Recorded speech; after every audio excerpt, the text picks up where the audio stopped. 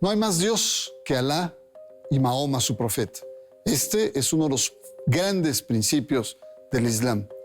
Pero, ¿cuáles son las exigencias básicas que todo creyente del Islam debe guardar? ¿En qué consisten las principales prácticas? Soy Bernardo Barranco. Iniciamos las 5 columnas del Islam aquí, en Sacro y Profano.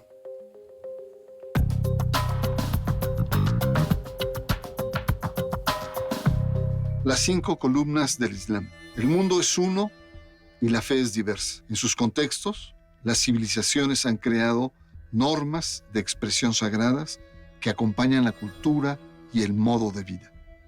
La fe y las creencias no se reducen a sentimientos, a racionalidades religiosas ni a relatos sagrados, sino a prácticas y rituales que también otorgan identidad y fortalezas. El Islam es la religión que más adeptos tiene y es la que más ha crecido en el último siglo. Su práctica religiosa descansa en las 5 columnas o 5 preceptos fundamentales de la ley islámica, en la que se sigue la palabra de Dios revelada: la profesión de fe, la oración, el ayuno, la limosna y la peregrinación son los 5 pilares que nos permiten entender la fe y la práctica religiosa del Islam.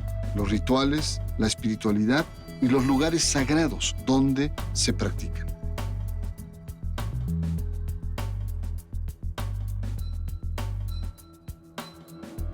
¿Cuántos prejuicios y estigmas tenemos del Islam, a quien reconocemos más bien por el carácter beligerante, fundamentalista, más que por sus prácticas religiosas y de espiritualidad?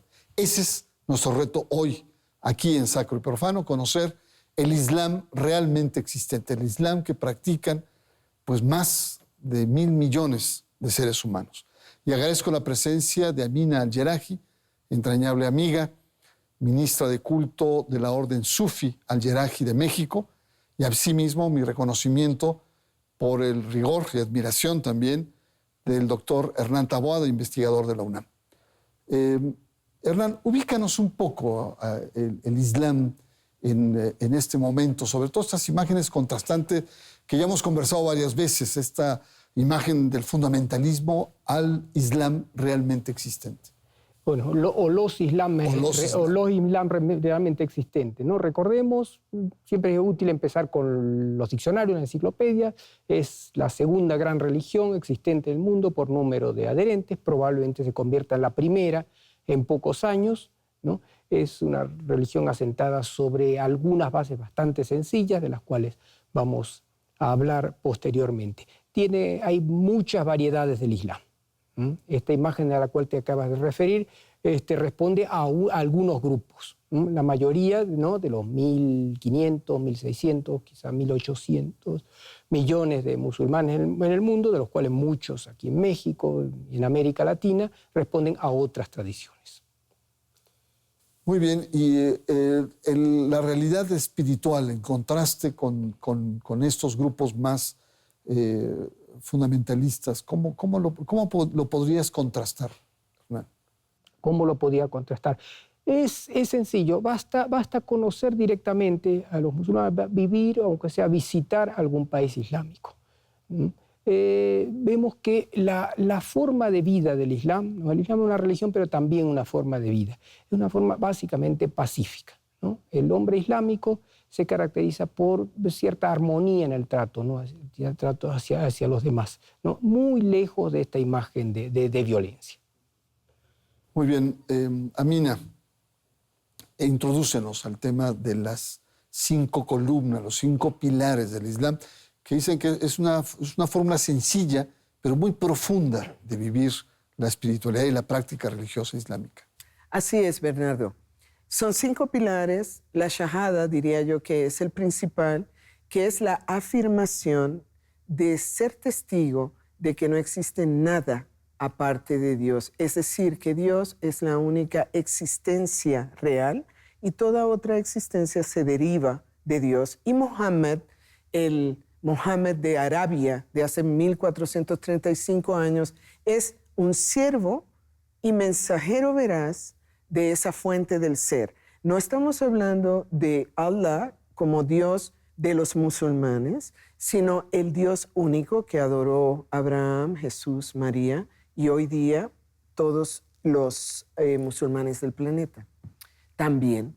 El segundo es el Salat, que son las 5 oraciones del Islam cada día, que son muy breves y son como pinceladas y todo el tiempo se están haciendo en el planeta.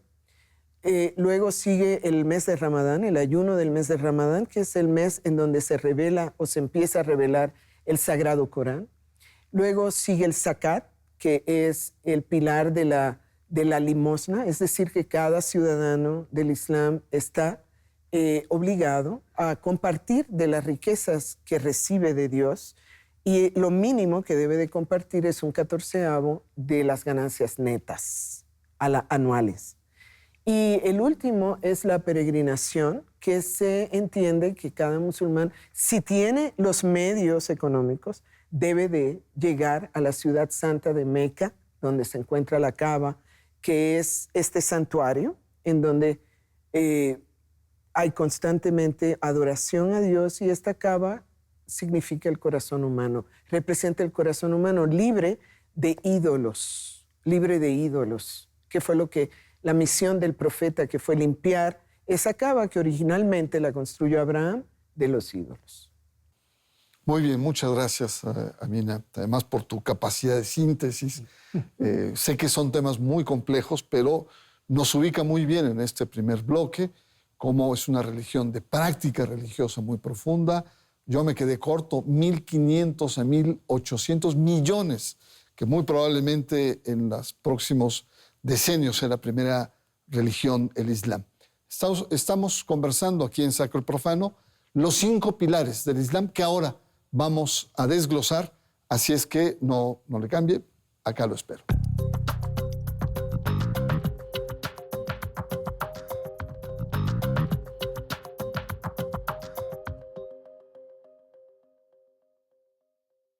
Regresamos, está usted en Sacro y Profano y estamos viendo los 5 pilares del Islam, que como se ha señalado anteriormente, 1 es la profesión de fe, 2 la oración, 3 el diezmo o limosna, 4 el ayuno y 5 la peregrinación de aquellos que pueden a la Meca. Estos son los temas. ¿Y por qué no empezamos por el primero, por la profesión de fe? ¿Cómo la podrías desglosar? La profesión de fe. Acabo de oír que es el pilar, ¿no?, sobre el cual están asentados los otros 4 pilares. Una traducción que encontramos por todo: no hay más Dios que Dios y Mahoma es su profeta. Es un poco inexacta.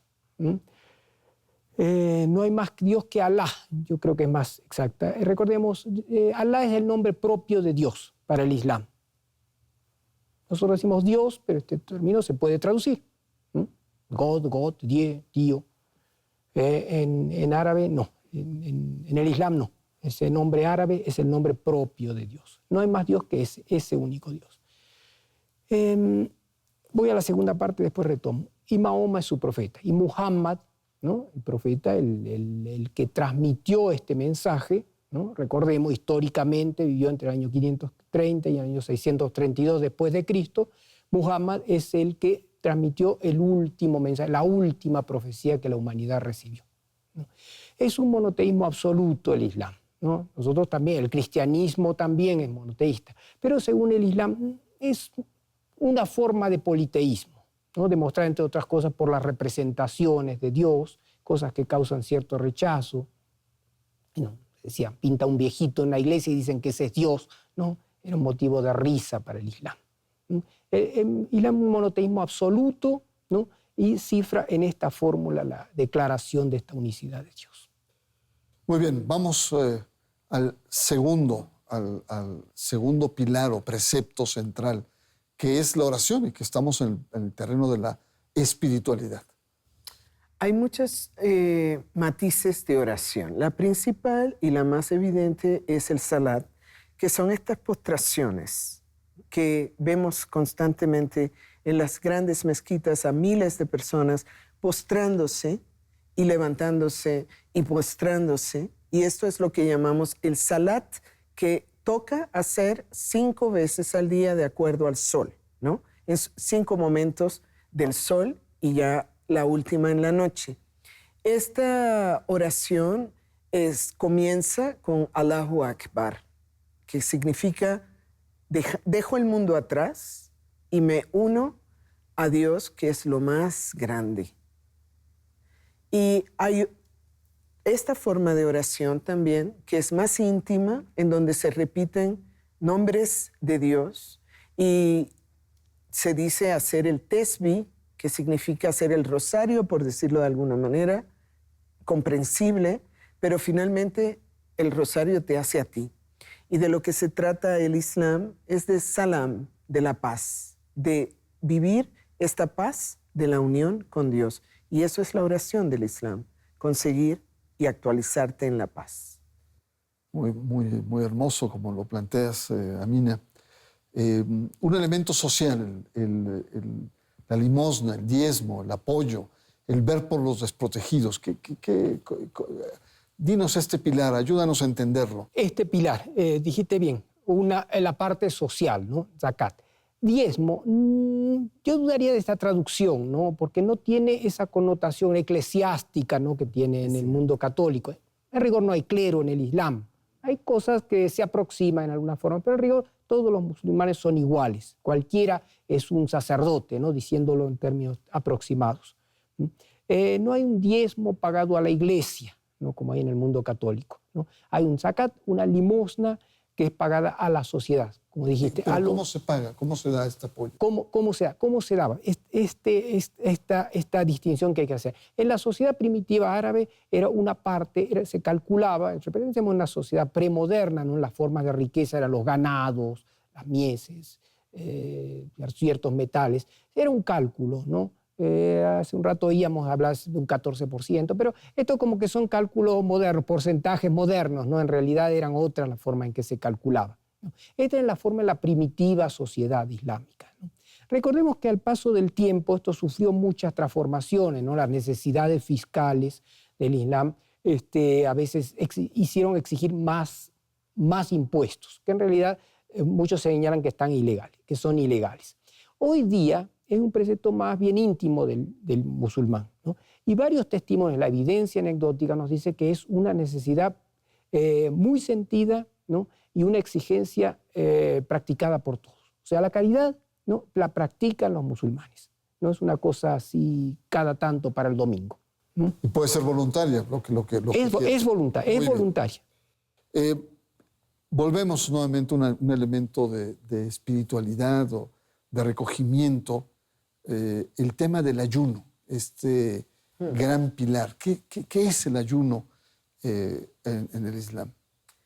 En el Islam se practica durante el mes de Ramadán y ayunas desde la aurora hasta que el sol se pone y comes todas las noches durante ese mes. No se puede explicar lo que es este ayuno y este mes a menos que lo vivas, porque es como ¿a qué sabe la miel? Pues tienes que probarlo, porque es absolutamente absorbente y regenerativo. De hecho, ya hoy día se está poniendo de moda las dietas de ayuno porque se ha visto cómo el cuerpo se regenera a través del ayuno. Entonces, eso combinado con una altísima dosis de rezo que va combinado al mes, ¿sí me explico?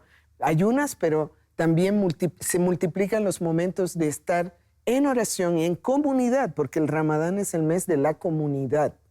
Entonces acabas transformado, acabas transmutado, como se estila ahora decir, ¿sí? Muy purificado, muy limpio y muy agradecido.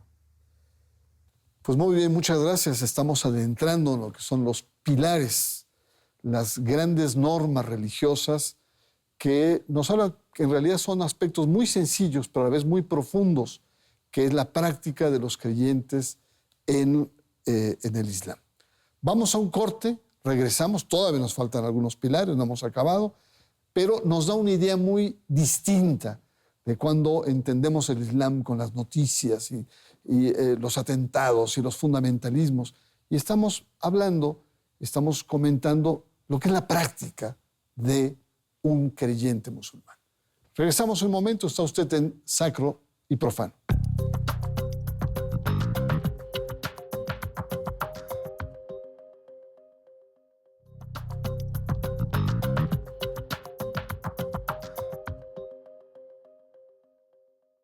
Regresamos a nuestro último bloque de Sacro y Profano. Estamos conversando en torno a los 5 grandes pilares de la práctica religiosa en el Islam. Ya hemos visto la profesión de fe, hemos visto la oración, hemos visto el diezmo, la limosna, toda esta dimensión social, el ayuno, lo que significa, sobre todo en el mes de Ramadán, que hay que vivirlo más que conversarlo. Y nos queda, Amina, otro gran pilar, el último gran pilar, que es la peregrinación. ¿Qué significa la peregrinación a la Meca? Significa abandonarse a uno mismo para ir a Dios, ¿sí? Dejarse a uno mismo atrás. Se supone que uno va en esta peregrinación después de haber pagado todas las deudas, sin ningún pendiente, como si fuera a abandonar este mundo. Y por lo menos hacerlo una vez en la vida sería recomendable, más es el único pilar que no cae dentro de la categoría de obligatorio. Porque solamente si tienes los medios puedes hacerlo. Antes era muy azaroso porque no habían aviones. ¿Sí me explico? Llegar era todo, a veces toda una vida de movimiento para llegar. Ahora es más fácil, pero también es muy costoso. Y rápidamente, llegas y ¿qué haces cuando llegas a la Meca? Inmediatamente haces la ablución total y te pones en ropa de ihram, que quiere decir de pureza ritual. Y lo antes posible vas a caminar, a circunvalar la Kaaba, 7 veces por lo menos. 7 veces. Las que vueltas. es esta estructura, exactamente. Y luego pasas a el pasillo de Marwa y Marfa, que son los 2 puntos a través de los cuales corrió Agar, la mujer del profeta Abraham. Muy bien, Amina, muchas gracias. Hernán, tú al principio señalabas que es el Islam probablemente la religión más vigorosa, que más está creciendo respecto a las otras grandes religiones en el mundo. ¿Podrías ahondar un poco más por qué el Islam, con todos los asegúnes y con todos los estereotipos que Occidente ha creado, por qué es la religión más vigorosa? Mire, esta proposición, yo lo dije muchas veces, ¿no? En los últimos tiempos han surgido algunas dudas sobre esto. Vamos a hablar de cada cosa. Es una religión en expansión demográfica, ¿no? Estamos hablando de países, los países árabes, que no son los más poblados, ¿no? Recordemos los principales países islámicos son Indonesia, Pakistán y la India, ¿no? Que la India es una minoría del Islam, pero es recordemos un país muy poblado, ¿no? Y tenemos aparte los países árabes, en fin, que tienen un crecimiento demográfico muy acentuado, ¿no? Pero aparte están las tierras de expansión, tierras que tradicionalmente no eran islámicas y donde el Islam se está expandiendo. Europa, por ejemplo. En África subsahariana, Europa y a las Américas, o sea, Norteamérica, Canadá y América Latina. Son nuevas tierras de expansión del Islam. Hace algunos años no habría tenido dudas sobre esto, ¿no? Era lo que todos decían, con esperanza o con temor, ¿no? El Islam se va a convertir, va a superar al cristianismo. En los últimos tiempos ha habido 2 procesos. En primer lugar, el crecimiento demográfico parece que se está frenando. Y por otro lado, los desgraciados acontecimientos que todos conocemos, ¿no? Han frenado o han revertido también movimiento de conversiones. Incluso hay un fenómeno que nunca antes se había dado, conversiones del Islam a otra religión, muy minoritarias, pero significativas. Muy bien, pues llegamos al final. Es una pena porque es un tema apasionante, ir más allá de los estereotipos y las estigmatizaciones que hacemos del Islam y ver su práctica religiosa. Amina, ¿qué conclusiones podríamos sacar de estos islams realmente existentes?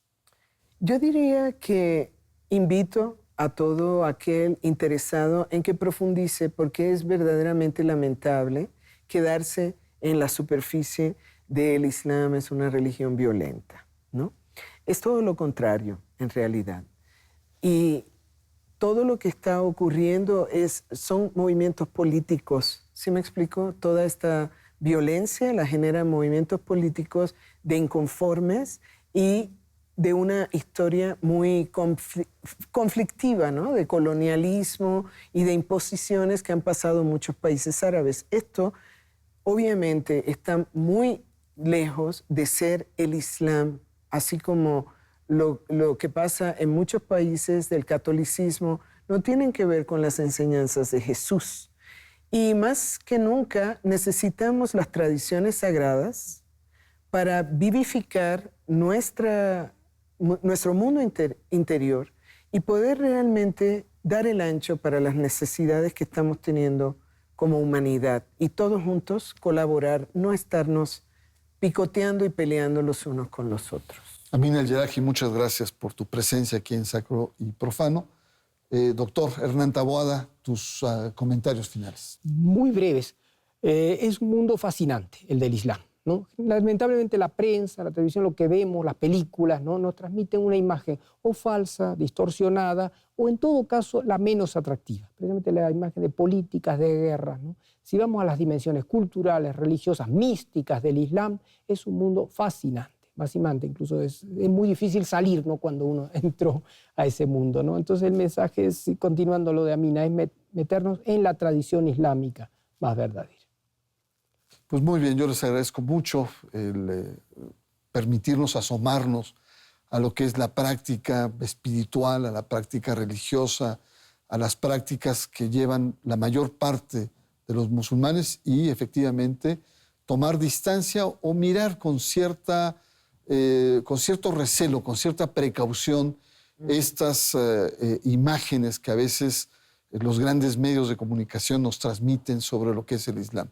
El Islam no es una religión violenta, no es una religión sedienta de venganza, no es una revancha, es una religión sencilla como la que hemos visto, respetable como todas las religiones en el mundo.